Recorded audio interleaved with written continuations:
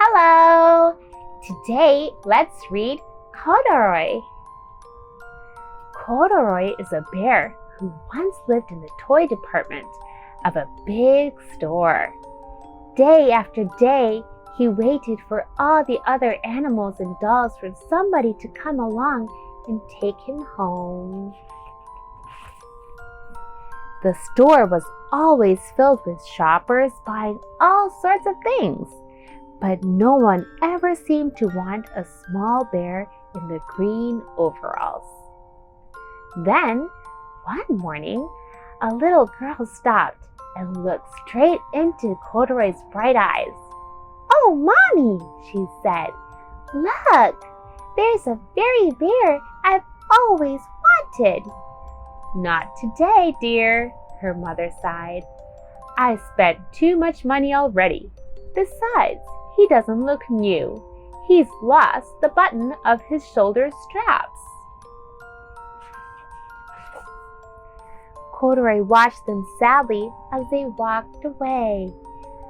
"I didn't know I'd lost a button," he said to himself. "Tonight, I'll go and see if I can find it." Late that evening, when all the shoppers had gone and the doors were shut and locked, Corduroy climbed carefully down from his shelf and began searching everywhere on the floor for his lost button. Suddenly, he felt the floor moving under him. Quite by an accident, he had stepped into an escalator, and up he went. Could this be a mountain? He wondered. I think I've always wanted to climb a mountain. He stepped off the escalator as it reached the next floor, and there before his eyes was the most amazing sight.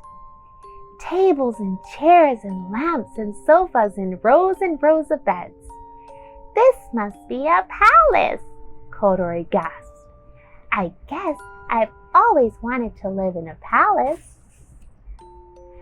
He wandered around admiring the furniture. "This must be a bed," he said. "I've always wanted to sleep in a bed." And up he crawled into a large, thick mattress.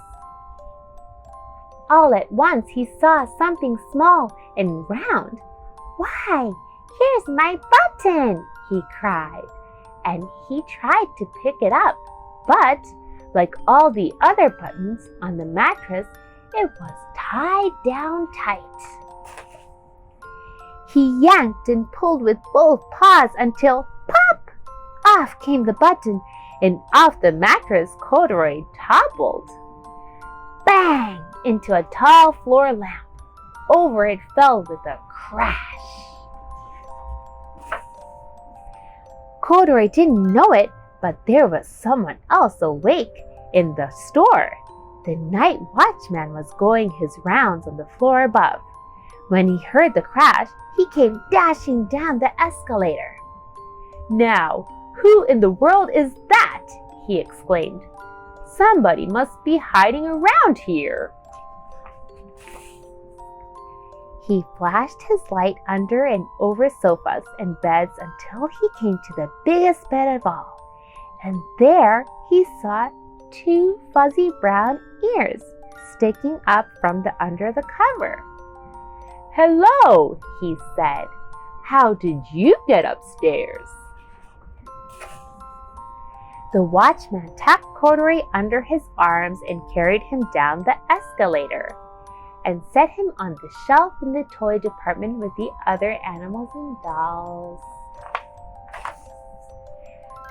Corduroy was just waking up when the first customer came into the store in the morning. And there, looking at him with a wide, warm smile, was the same little girl he had seen only the day before. "I'm Lisa," she said. "And you're going to be my very own bear. Last night I counted what I've saved in my piggy bank, and my mother said I could bring you home." "Shall I put him in a box for you?" the saleslady asked.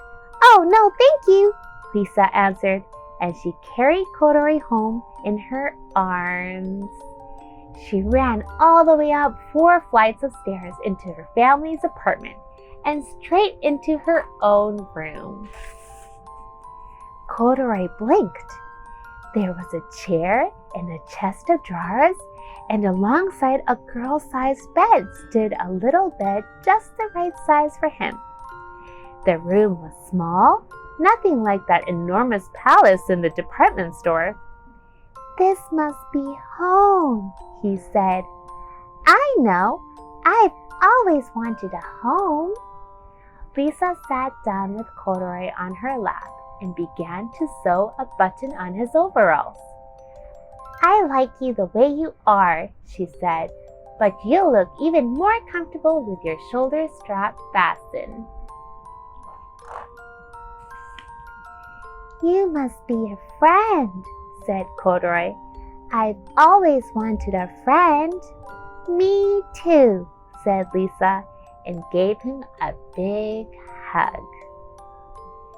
So, what we can learn from this book is there's nothing more wonderful than having a warm friend and a warm home. Thank you. I love you.